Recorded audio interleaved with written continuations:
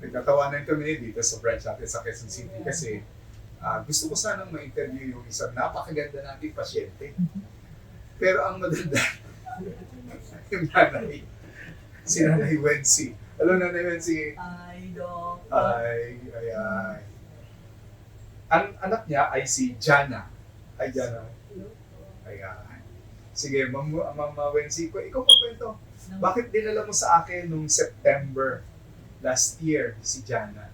Nung una, si Ethel, nag-chat niya ako, sabi kung gusto mo raw dalhin si Jana kay Dr. Gen. Sabi ko sa kanya, Ethel, totoo po ito, Dok. Wala akong pera kasi noon time. Kalalabas lamang namin ng hospital, which is parang nasagara ng aming savings.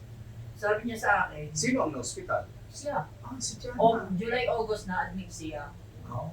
Tapos, nung sabi ko, Lord, bigyan nga po niya ako ng sign para madala ko si Jana kay Dr. Bien. Eh di natulog na ako. Pagkabukas, sabi ni Jana, Nanay, may chat sa iyo si Ate Ethel. Sabi niya, di, basahin mo, sabi ko ganyan. Alam mo ba, sabi ko, kung gusto mo, pahiramin kita ng pera. Wait, Which is, hindi po ba, isang side yun, di ba? Kaya sabi ko, kung hindi na kaya sa iyo, sabi ko, sige, yung piniram niya ako ng 30,000, pakbo kagad kami dito. At hindi mo naman ginastos ng 30,000 for Yes sure. po, hindi. Sa ospital siguro gagastusin mo yun. Ako, Pero dito siguro, ang ginastos mo, baka wala pa siguro sa 1/3 o kalahati. Wala pa sa kalahati. But anyway, Oo. Jana, nakalagay dito sa ating chart. 2023, nagsasasakit yung kasukasuan mo. Saan sumakit? Ng joint po. Tuhod, siko, balikat, daliri. Okay. Na-admit ka nga, no, nung August sa ospital. Nagkaroon ka ng butterfly rash? Yes. Totoo ba? Nung first, nag-detect po. 2023. I see. I-describe mo, ano yung butterfly rash? Yun po yung nakikita sa SLE eh. Pero yung red rashes po siya dito. Korteng paru-paro talaga. Makati? Ano yung paggising mo, pula na? Opo. Ayun. Gising ko po nung hapon. Ayun. So, ngayon, nagpunta nga siya sa doktor at doon na-diagnose na meron kang SLE. Ano naramdaman mo nung sinabi sa'yo yung SLE ka? Natakot ka? Nervous ka? Nag-research ka siguro kung ano SLE. Kasi IT ka eh, di ba? So, parang yung laptop mo. O, anong nabasa mo doon? Marami po siyang dito ako connect mo sa SLE po. Maraming organ ang apektado, no? Ang number 1 organ, yung kidney. Kaya minomonitor ko yung GFR mo. Natinig mo na yung GFR, di ba? Yung GFR po kasi ni Jana, maganda. Ilan, alam mo? Ilan?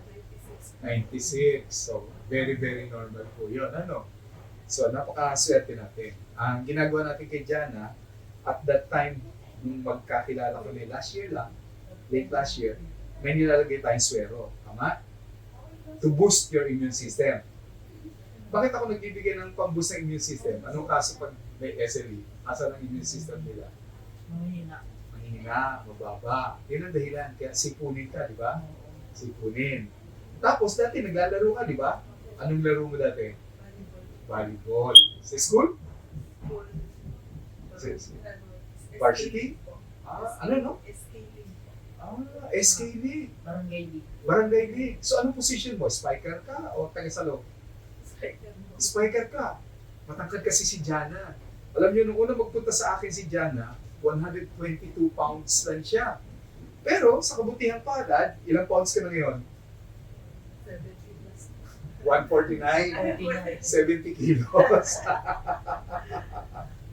Pero napakaganda na naging development sa kanya. Nagsuwero tayo, may ini-injection tayo na all natural naman.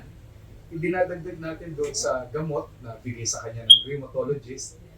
May rheumatologist tayo, no? So kumbaga, nagkakatulungan yung treatment na ginagawa natin. At si Jana ngayon ay tapos na, o JT na, tama?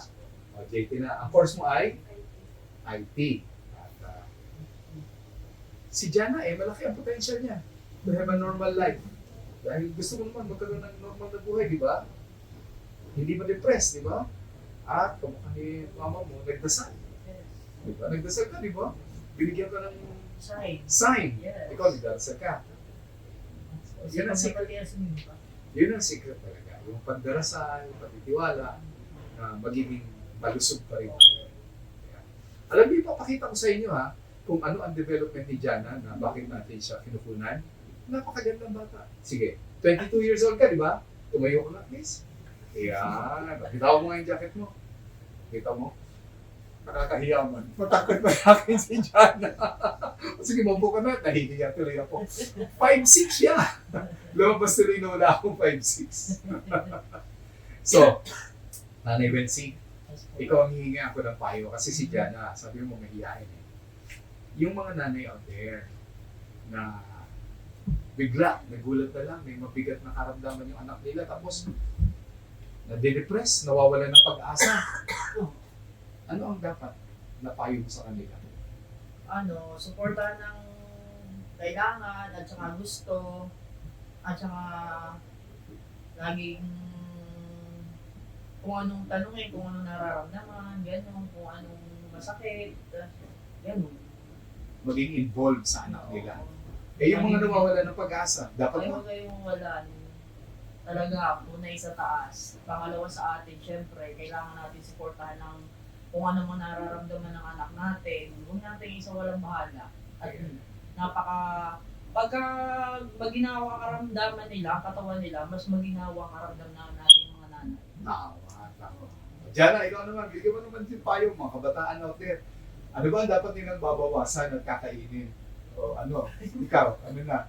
Ano ang bawal na sa'yo? Sabihin mo sa kanila, ano bawal sa'yo? Like, fast food. Fast food. Street Okay. food. Street food. Na dati kinakain mo. Anong iniinom mo na bawal dati? Milk tea. Na bawal na sa'yo ngayon. Ayan. So, yun lang. Tulungan. Yes. At huwag mawawala ng pagdadasal sa taas. Salamat. Thank you tayo. Thank you.